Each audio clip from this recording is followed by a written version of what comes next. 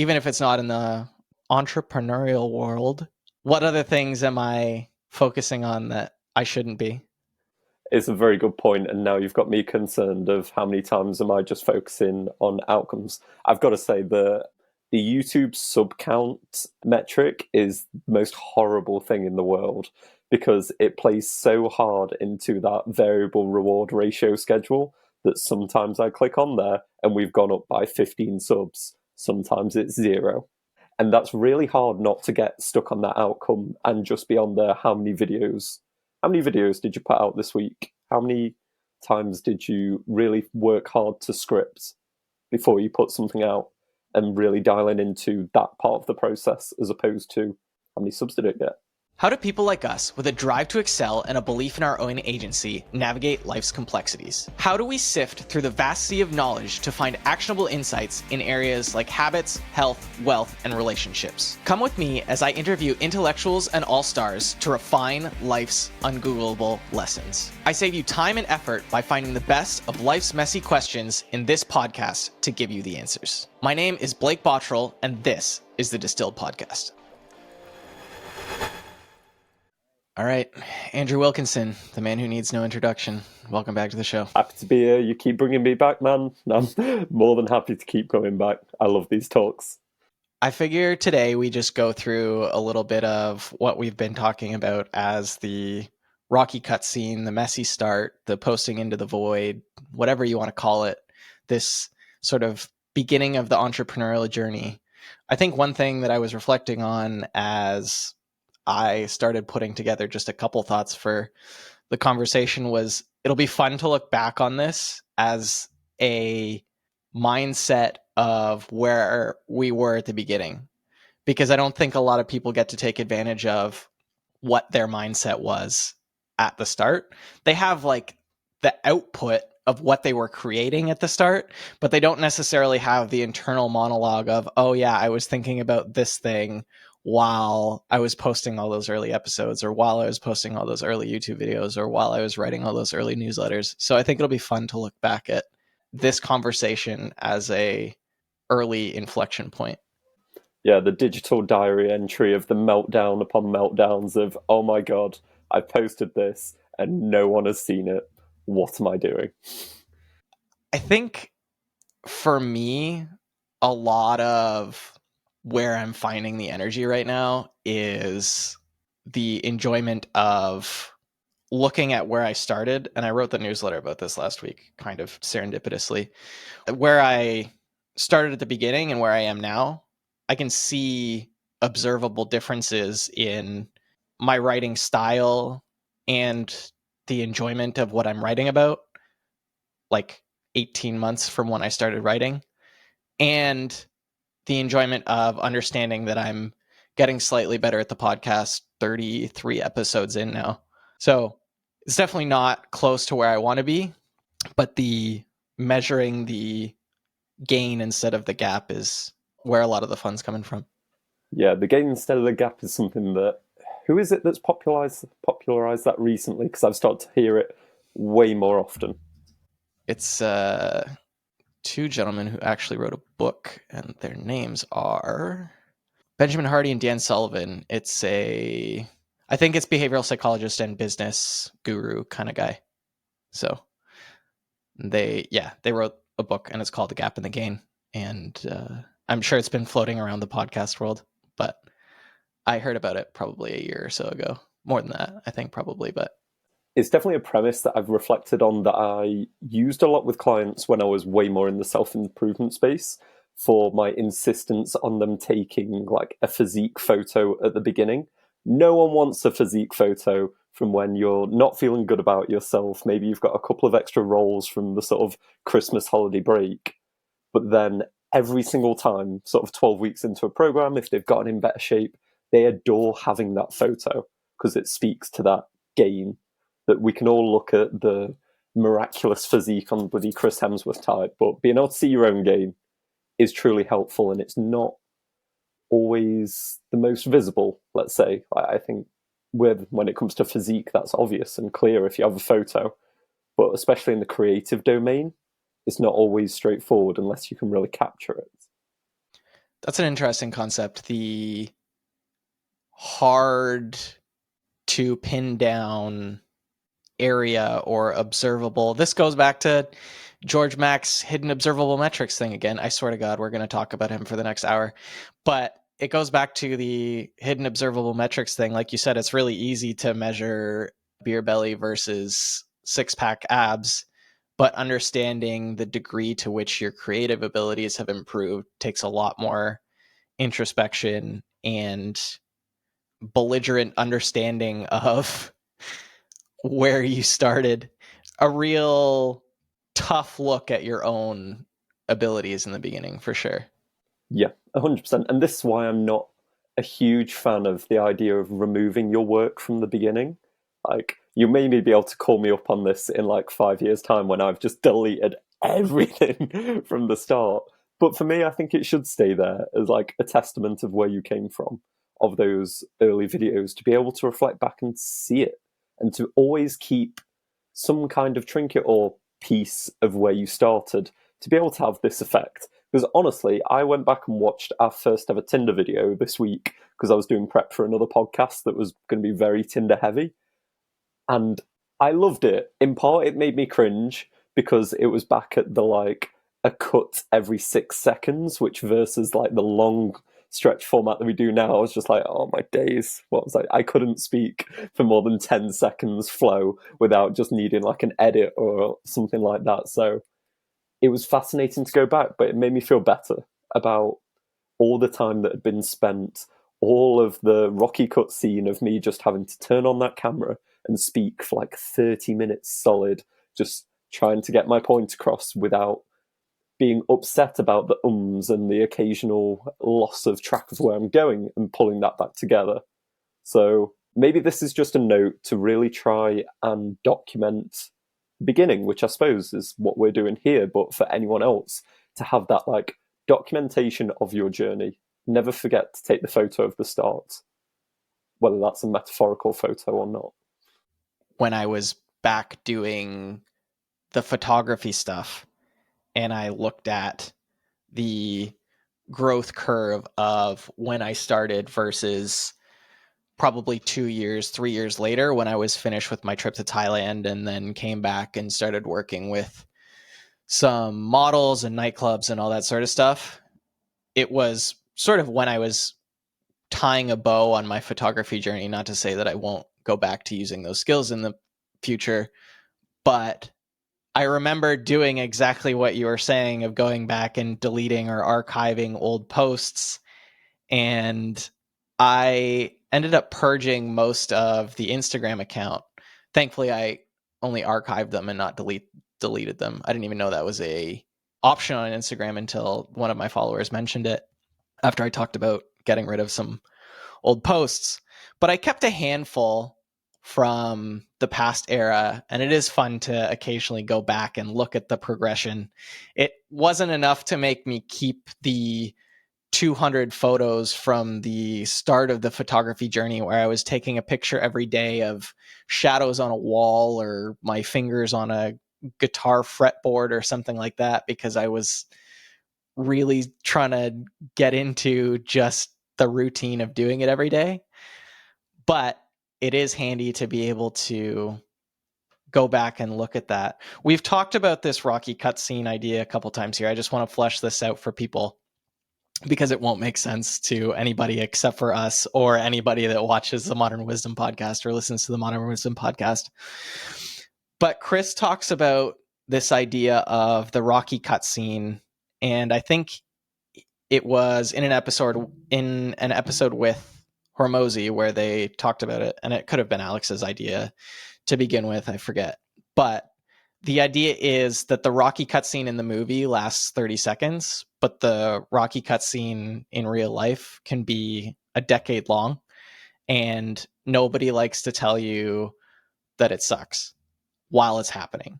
So it's entirely up to you to figure out how to get to the end of the cutscene without folding.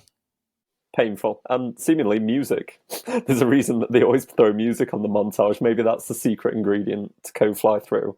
As said, just before joining the podcast, I had my cheesy music on to pump me up for this.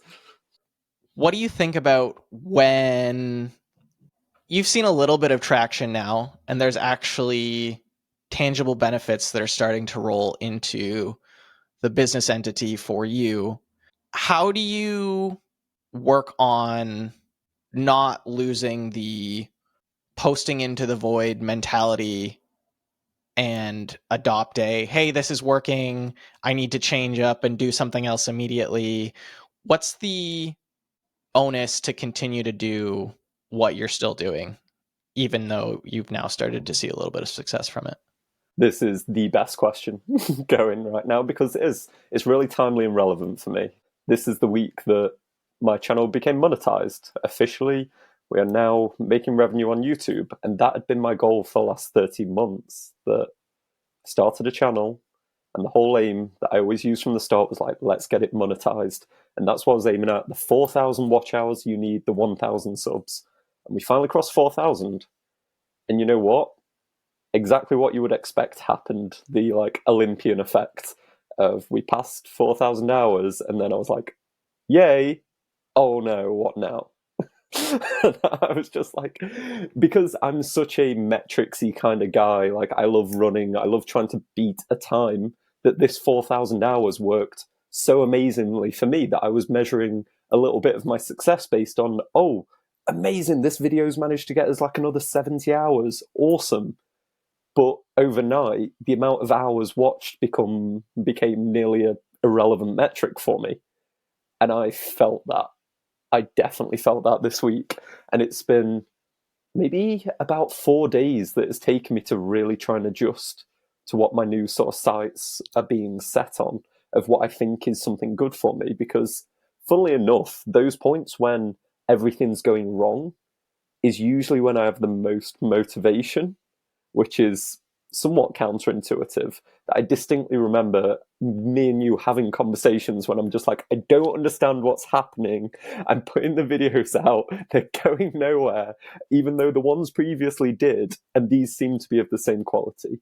But in those moments, they're the ones that charged me to get in front of the camera and go again, because I was almost really desiring to go back to that baseline, like a human necessity and crave to be at the homeostasis level. So whenever things drop, I have that big charge to go, nope, this isn't okay. It's trying to increase up back to baseline. So now we're in that field of, so what next? And I got real lucky that I stumbled across, let's name drop again, Alex Hormozi this weekend. I don't know if you've seen his video, but it was actually super insightful for anyone wanting to create content. That he spoke about how he'd been doing a few things differently recently.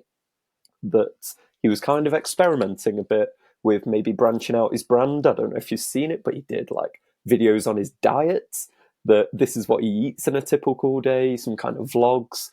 And he realized he was doing things that, whilst they were being pretty successful and getting quite a lot of views, he came up with the term that not all views are equal. And he ended up finding a new metric that he thought was better for him, and that was pursuing revenue per video, because the idea was that the revenue was based off the value of customer. And to him, he wanted customers that were of higher value because they matched with his brand. They wanted to be educated. They wanted to move on and pursue his other avenues rather than just to sit there for monotonous education. So, as cliche as it is, I needed this new metric to pursue. I needed this new North Star to start aiming at. And every single time that you sort of you leave the kingdom walls, you go out into the desert, it's a little bit of wandering around till you find it. And I think that's the same for everyone. The point when you start to get maybe a little bit of success, it's the same thing. It's then we need to move the North Star. We need to find what's most relevant to you next. And if I was in that same position again going forward, I would tell myself not to panic as much once once I need to find a new North Star. I think that was because it was a first time for me. I got a bit up in my head of like, I don't know what's next. But as long as you keep trying, and I think that's sort of luckily what I did, you tend to find it in a weird place, a random YouTube video, a conversation. The new North Star is coming, just keep putting yourself out there and accept that maybe after you've hit your last target, you're then going to have to go into a little bit of less efficient work because you were so clear on what you wanted and you were so clear what you were after. But now you've not got a clear target, you're going to be a little bit less efficient for a while. And that's what I've been, I would say, a little bit less efficient until I can lock in again. I don't know if we've talked about this. Are you in team depth of fans or team width of fans? I know you've got the, I'll clarify that in a minute. You've got the coaching stuff and then the YouTube. So there's the onus to go wide on YouTube, but then the coaching goes deep. So are you thinking more on the Kevin Kelly 1,000 true fans type end, or are you thinking for yourself, go wide on YouTube and then capture whatever auxiliary revenue you get from there? To me personally, I'm a huge fan of depth. That I've always been the type to want sort of depth of relationships, depth of enjoyment, engagement. For me, that is what I would prefer, and I think it would affect my business in a more positive manner anyway. That I think I would want people to be really engaged. It's like, I want to be able to solve a really specific problem. I want to be the best in the world at solving a really specific problem. I think one of the issues I previously found in everything that I did was the fact that I wasn't solving something specific. I was going so broad and stretching myself so thin that it didn't allow me to offer my best to the world. And niching down, having people you really connect with, is such a better outcome for me. I see it in terms of relationships. It's like if someone offered you 5 amazing close friends or 100 Facebook friends, I think I know what I pick, and I hope that a lot of other people would follow me in that. What about you? I'm certainly on your team there, and I'm looking at the argument for me comes from, I still don't know if I have limiting beliefs that are currently holding me back from accepting the fact that I could fit into an area where I could monetize having 1,000 true fans. It's easier for me to envision going wider with the newsletter and the podcast, and then being able to turn it into a full-time gig and monetize through advertisements. That's entirely made up bullshit, and there's absolutely no reason that I can't attract enough people that are willing to pay me $15 a month for access to some premium newsletter content or podcast content. But I have to figure out how to get over that before I start being able to charge for any sort of additional content. And that for me is far enough out now anyways that it's not on the horizon. I still have a lot of work to do to get to a point where I would feel comfortable charging, because even if there are people willing to pay, it's still on me to be able to produce content that I'm comfortable enough with that I would allow people to pay me for it. And I think this is like the inverse of whatever the online grifter mentality is, of like, how can I monetize as fast as possible and get 20 people to pay me $30 for my ebook and then shoot all of my goodwill in the face. And that is basically every Twitter and Instagram influencer I can find at the moment. Not everyone, there's a handful of them doing it the right way, but that is the majority of people trying to make a living online right now. And I agree with I'm that not doing sentiment. that. Yeah, Yeah. the Twitter gurus, that as soon as they've hit 1K followers, it's straight out with some ebook that's been cobbled together over the weekend, and it's just put out. And I'm really with you in that camp that I think is less spoken about, of that willingness sometimes to want to try and charge for things from other people, even though they might be of higher quality. It's a step. It is a step, and it's something that I definitely battled with, because I love helping people and I get so much out of it. And there was that initial conflict in my brain of how much I love doing it versus actually getting someone to pay for it when it is your time, especially in this realm, because we are in the realm of sort of like ideas and time. If you're selling like a distinct actual product, Like, say you're in the cupcakes business or cakes business, it's like you know what it costs to make that and then produce it. As soon as you're now into more of the abstract of how much is this idea worth, how much is this bit of your time and this conversation, how do you set the tag for that? I don't know. It brings up this other idea that I stumbled across at one point, and that is almost the inverse of this, where once you reach a certain threshold, you're actually obligated to charge people money for what you are producing. And the reason that happens is because in order for you to keep producing what you're putting out into the world, especially if there's a free component for it, you have to be able to charge in some way to be able to sustain yourself, to be able to continue putting out that content that's helping people. So if you're doing something to make other people's lives better, you're actually obligated to charge them for it in order to be able to keep the loop going. Yep. And there's all the other tangents that you can go, and Hormozi speaks about it a lot. If you charge someone something, they're more likely to be invested in what it is. They're more likely to take your newsletter more seriously if they know it's coming out of their bank account each month and actually try and take value from it. Yeah, they're invested in the outcome.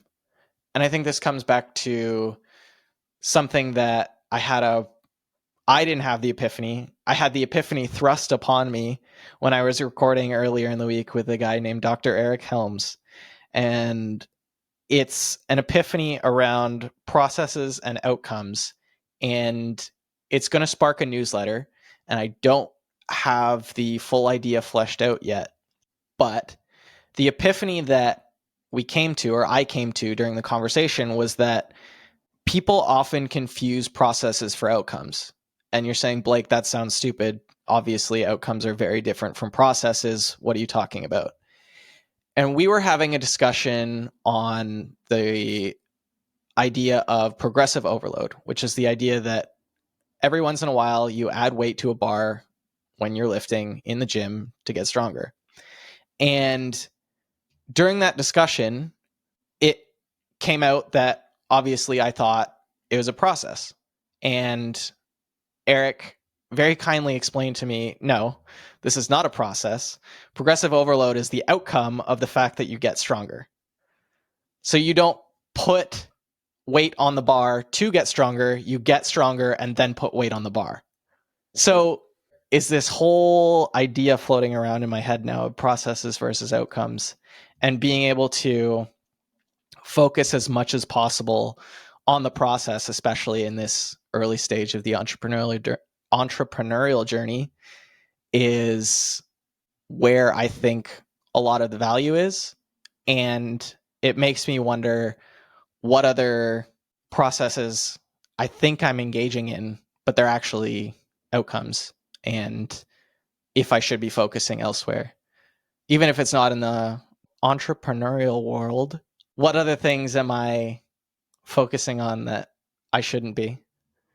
It's a very good point, and now you've got me concerned of how many times am I just focusing on outcomes. I've got to say the YouTube sub count metric is the most horrible thing in the world, because it plays so hard into that variable reward ratio schedule that sometimes I click on there and we've gone up by 15 subs. Sometimes it's 0. And that's really hard not to get stuck on that outcome and just be on there. How many videos did you put out this week? How many times did you really work hard to script before you put something out, and really dialing into that part of the process as opposed to how many subs did it get? Is there an underrated or unseen process that is a part of your early entrepreneurial journey here that might be a benefit to someone else? So let's try and do entrepreneurial with YouTube included on the side. But I think one of the things that allowed me to set off as fast as I did was, funnily enough, referencing what we just spoke about, that I had someone, when I decided I was going to quit my job, I was going to start this new business, that I was going to start helping people develop a self-improvement company built around metrics. I ended up having my first client sign up for me in the first 2 days.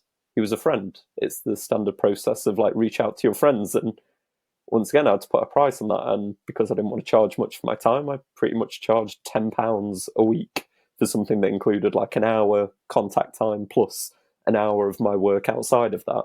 But because I did that, it sped things up so much faster, because rather than staying forever in the ideas phase, it really forced me to end up in the practical phase. So it's that show to public as fast as possible and get people trying it as early as you can. And I think that really, really, really benefited me, that I got that confidence because I was already working on it. And I think I had a benefit that I had quite a wide network of people that I already knew at that point that I was able to reach out to. But reach out earlier than you think you should, but be willing to iterate, and also don't charge that much. If anything, I think Hormozi always talks about the idea of just offer it for free for the price of a testimonial and get that out there.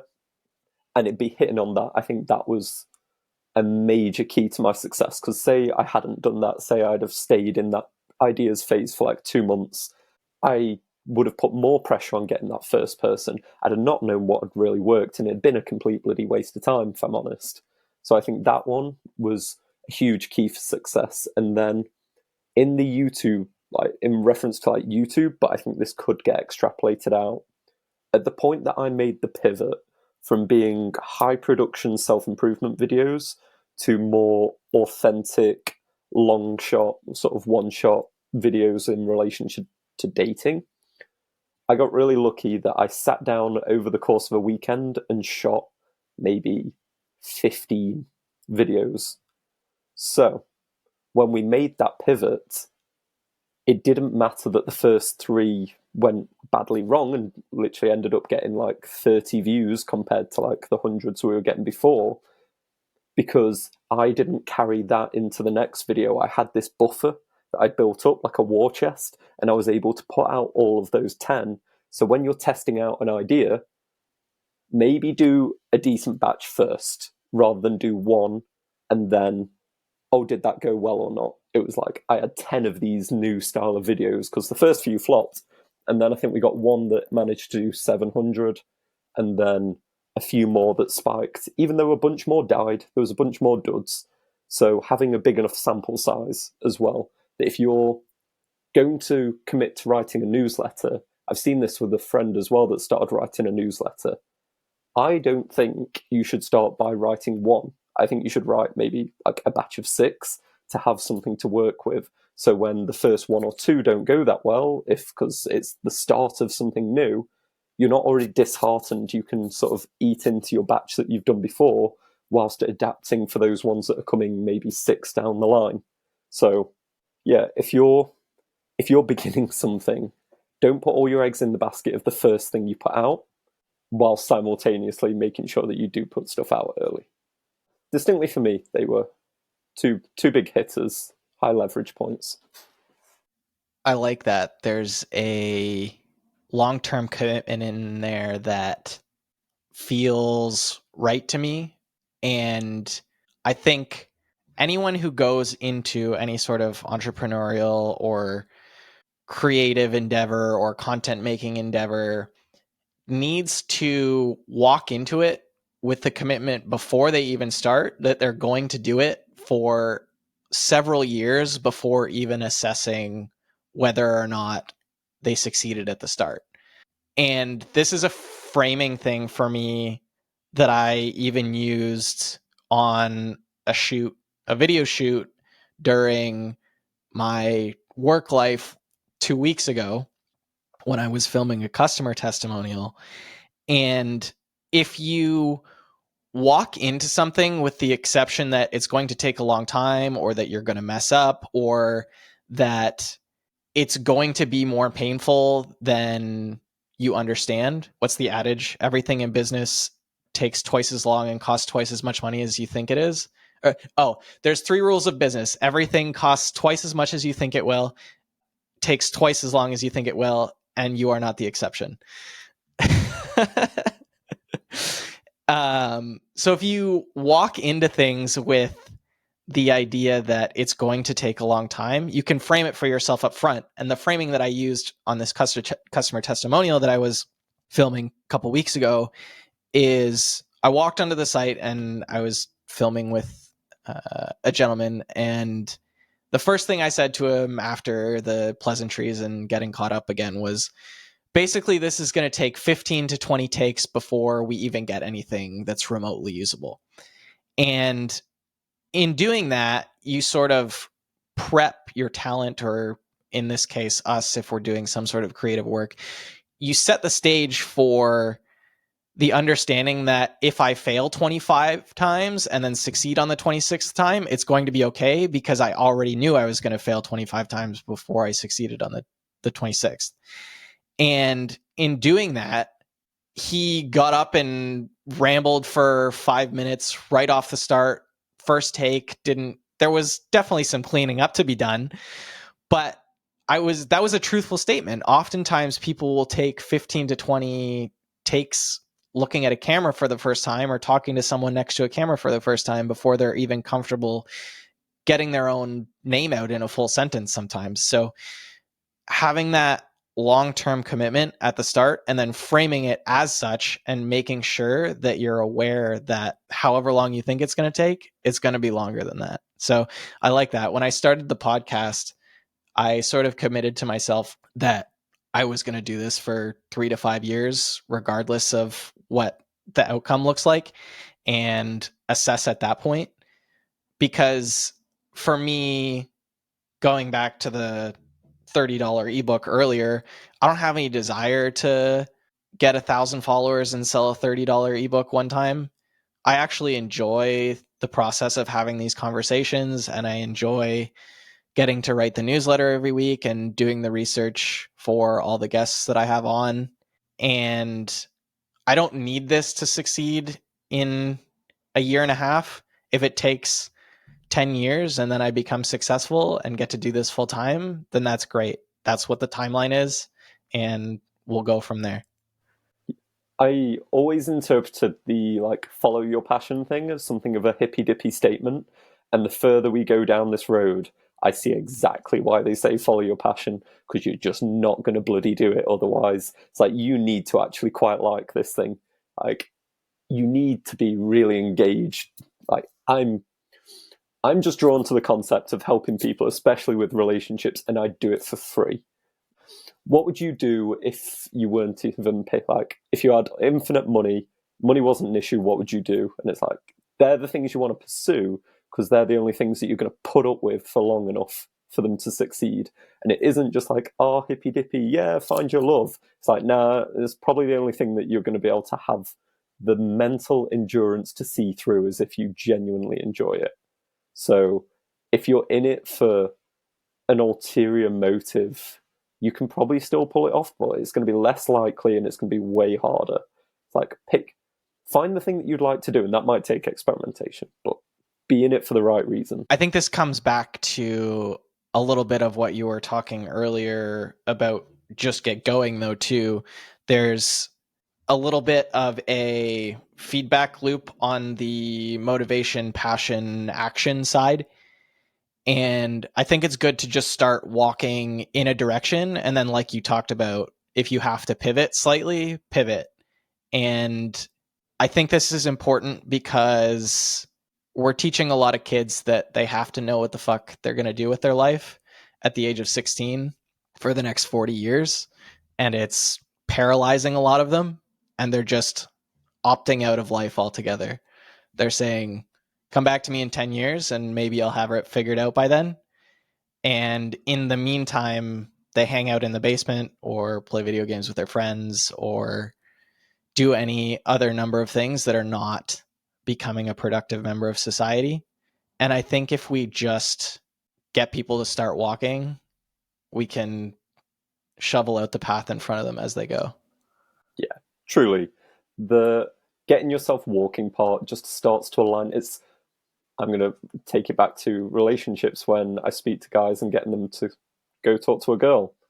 It's just start walking. Because when you're stationary, everything's going on. But as soon as you start walking, you just start to use different circuits of your brain where it's just the seek and go. It really does start to dial down all of the neurotic circular tendencies that go in your mind, especially in relation to going, for anyone that wants to go over and speak to a girl. One of the best things you can do, count down from 5 and start walking. Because simply put, it will frame your head in such a different perspective. I think that can be used universally to just start walking. On this note, I definitely would throw in something from my own personal experience as well of seeing the difference between quitting and pivoting. Because I was someone that wanted to believe that they were special, that they'd managed to get it right first time, and I was really attached to that initial idea that I'd created something unique in this realm of data collection and self-improvement, and I nearly drove myself off a cliff believing that this was the thing that had to work, and that I was almost scared to believe it wouldn't work, because if I believed it wouldn't work, then it'd all collapse on top of me. And understanding that difference between the pivot and the quit for someone that maybe is more like competitive and wanting to believe they're right and wanting to believe that what you have is special when a lot of things are screaming at you that you need to change. That was a really powerful moment for me. And it's the terrifying thing of going from the land you know to doing the pivot. And in that world where we always see the guy with the bloody pickaxe that's going towards the prize and one of them turns around and goes back and the other one's continuing to the goal. Well, we don't get to see which one of those left because the tunnel was about to collapse. Maybe one of them got that gold, but the tunnel bloody collapsed on him. Whilst the other guy who got the fuck out of there managed to go find another hole with an even bigger amount of gold. So I know we kind of celebrate the one, the David Goggins never give up, but there is certain nuance that never seems to get discussed of the power of the pivot. What's a lesson that you've learned about the work that you're doing or yourself over the last couple of years? So I'm going to throw out a lesson that I'm thinking of at the minute, that self-improvement isn't a gimmick. So I went through a big period. I did all of my self-improvement years of absolutely crushing it and getting to the top, doing the meditation, doing the in bed on time and all these things. And about 2-3 months ago, when I sort of left a bit more of the self-improvement behind, went a bit more datey, I kind of leaned away from it. And it came in conjunction with a podcast from Gabor Mate, where he spoke about when the body says no. And in that podcast, he speaks in depth at this idea that if you're unable to say no and unable to act out and connect to your own emotions of what they're feeling, your body will start to get ill and shut down on itself.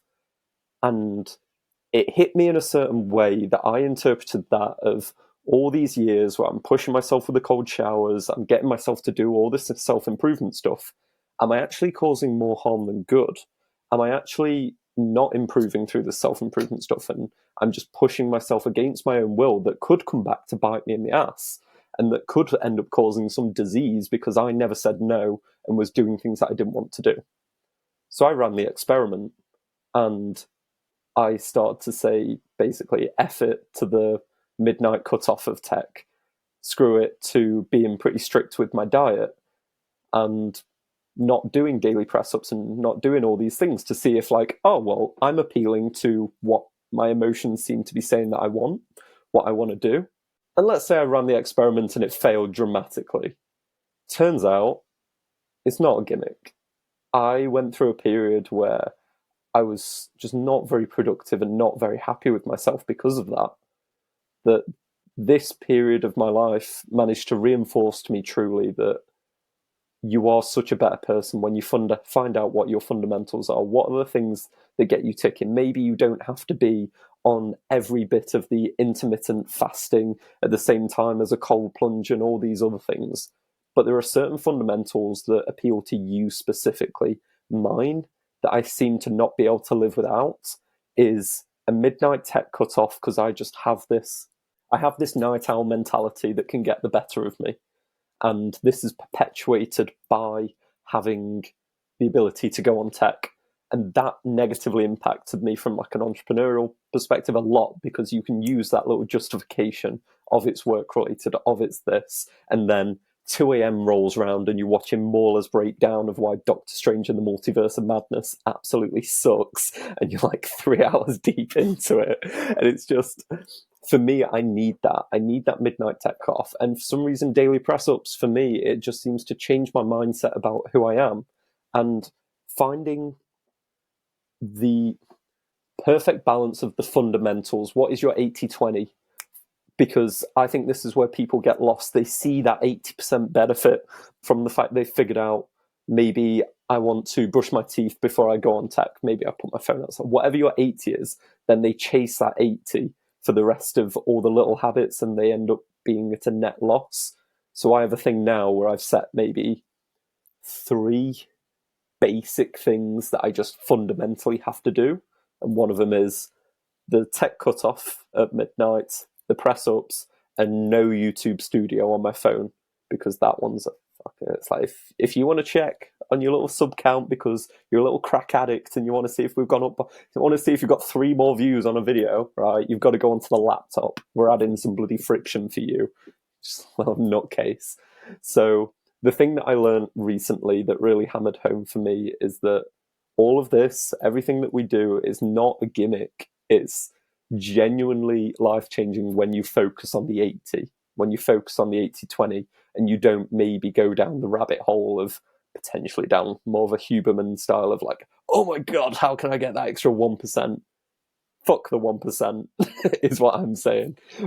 Find the 80% and go for that. I'll say I think a lot of people get lost down the 20% rabbit hole of self-improvement.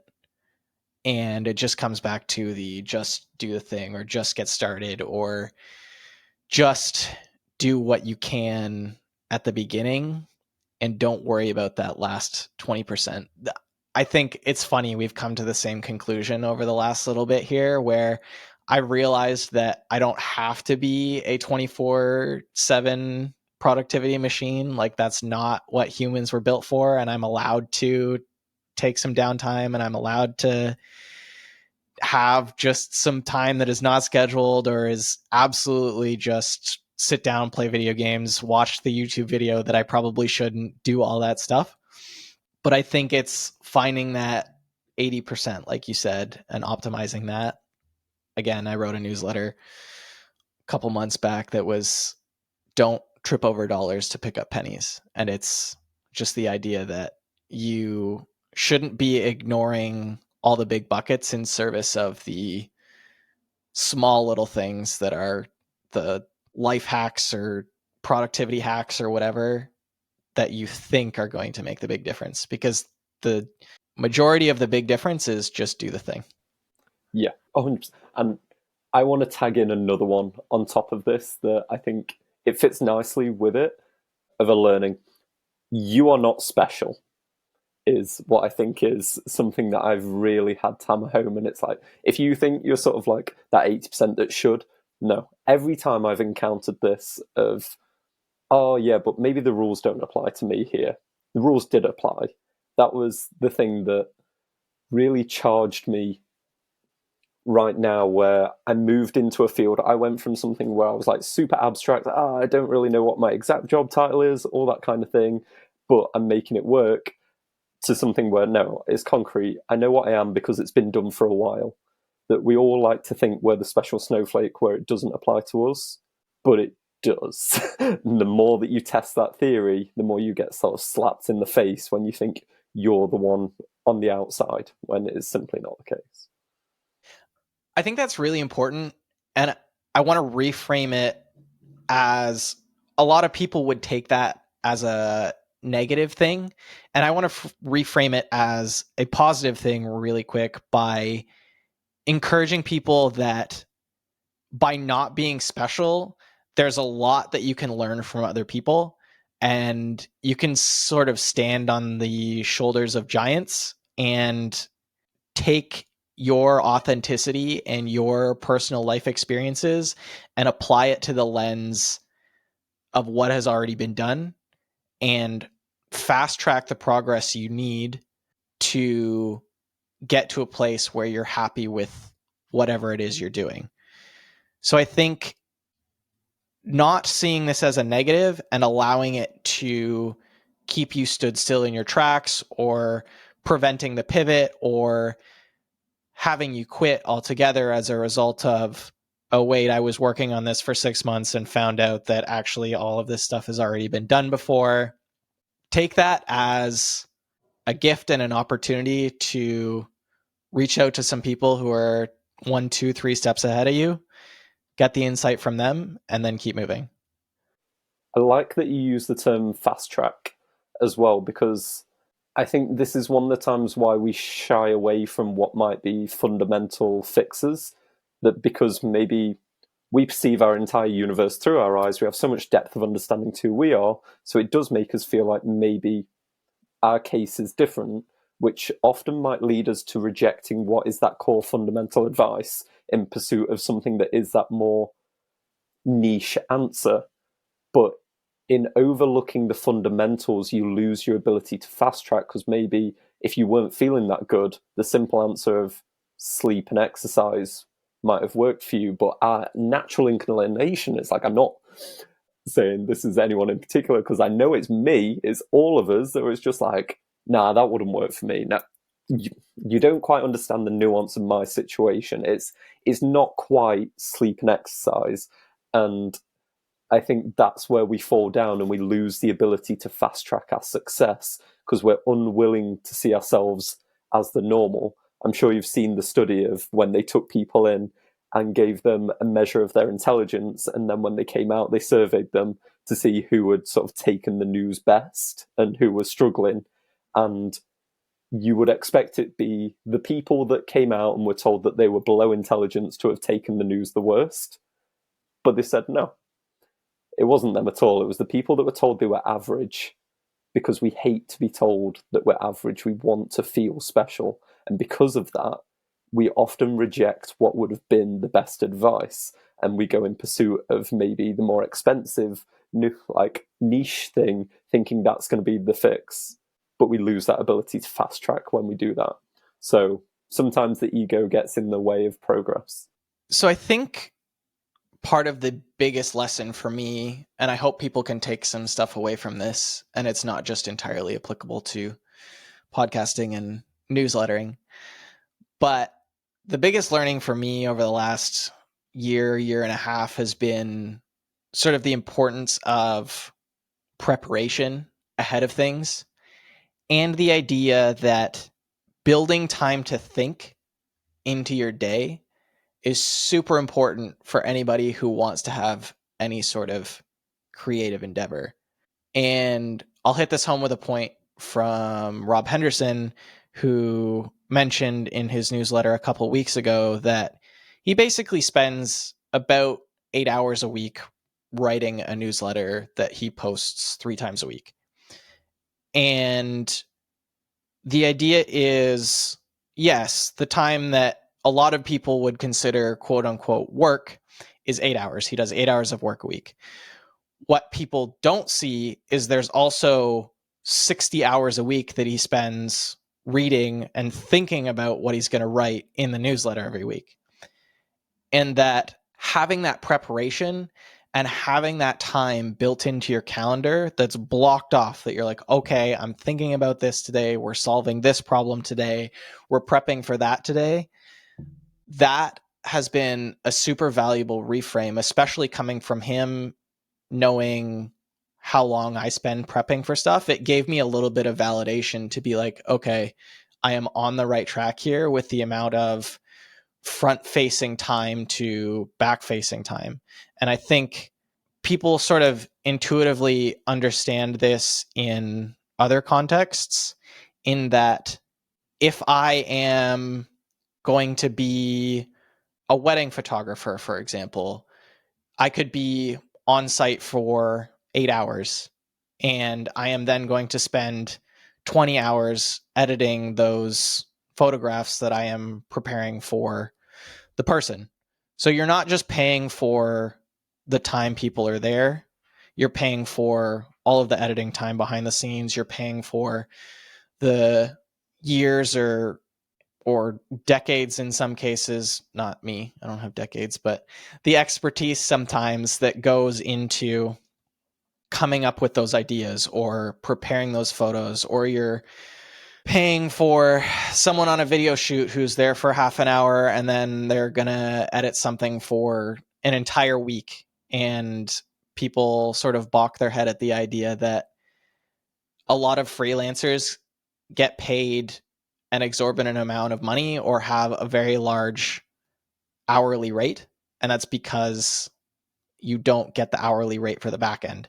If we were to average out the hourly rate over all of the work that they do instead of just the front facing hours, you'd see that it's likely a lot closer to what a quote unquote normal job would be.